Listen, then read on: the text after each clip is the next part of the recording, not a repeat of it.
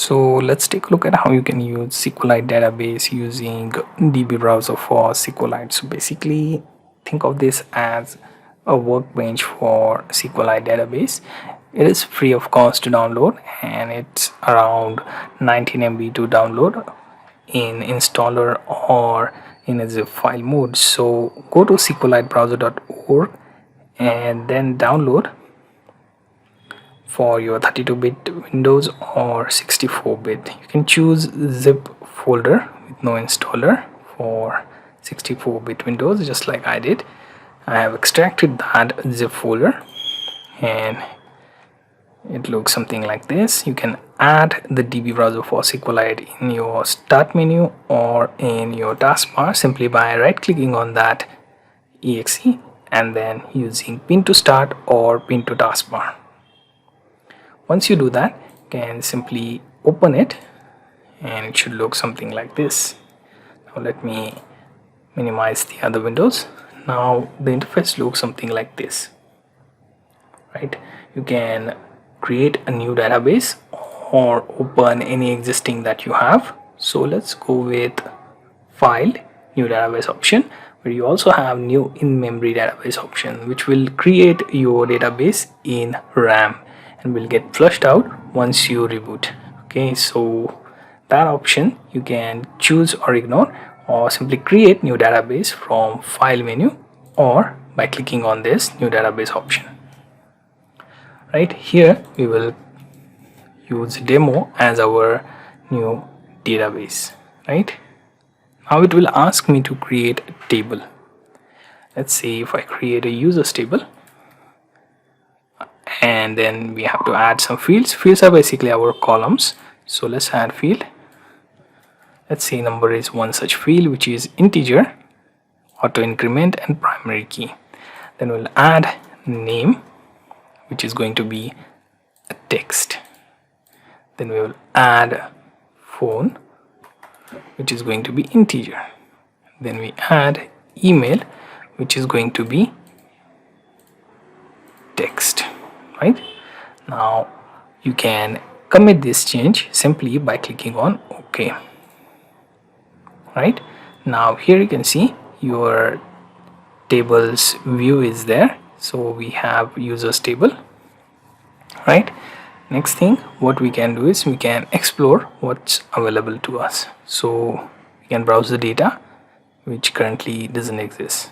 Right, so what we can do is we can add one item at a time, or we can execute SQL query. Okay, right, so we'll just discard what we have already here. So what we can do is go to browse data and we will find the option to insert our fields. So insert new record, you can click on that. Here you see by default first query is created with null values within each field. So let me add that. So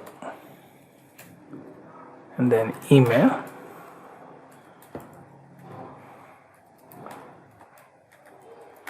right, and we can write changes. So now the change is written, and click again for inserting new record, so another will be created. So let's add that as well. Right, and right, okay, so at least add like 3 to 4 entries. Okay,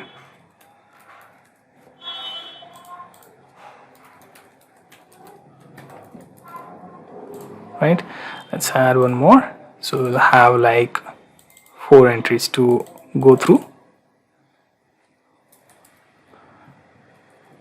It's kind of buggy some of the times that you click on that field and it will continue to show you unedited field like box. Okay, so you have to double click on that. Notice that? Yeah, so that happens some of the time with this program. Right, so now that we have 4 rows over here and we have to write the changes. Okay, Now the next thing we can do here is we can execute the SQL query to view all these 4 values. So select all from users, right? And then we will simply execute this query, and you will see that you have your fields and their respective values here. Okay, so we managed to run select query. We also created table, we also inserted a value. We can also update the values by going through browse data, and let's say instead of Suresh, if I replace this with some other value like say Suren, right, and click on apply so that it will get changed over here, and then click on write changes so that it gets written over your SQLite database, right? Next, we can also remove a value. So let me insert new value here. Let's say something like, right, and then now to delete the entry, we can simply right click and click on delete records. You can also duplicate that by simply selecting that entire row and click on duplicate, or you can go with the classic option of using delete from query.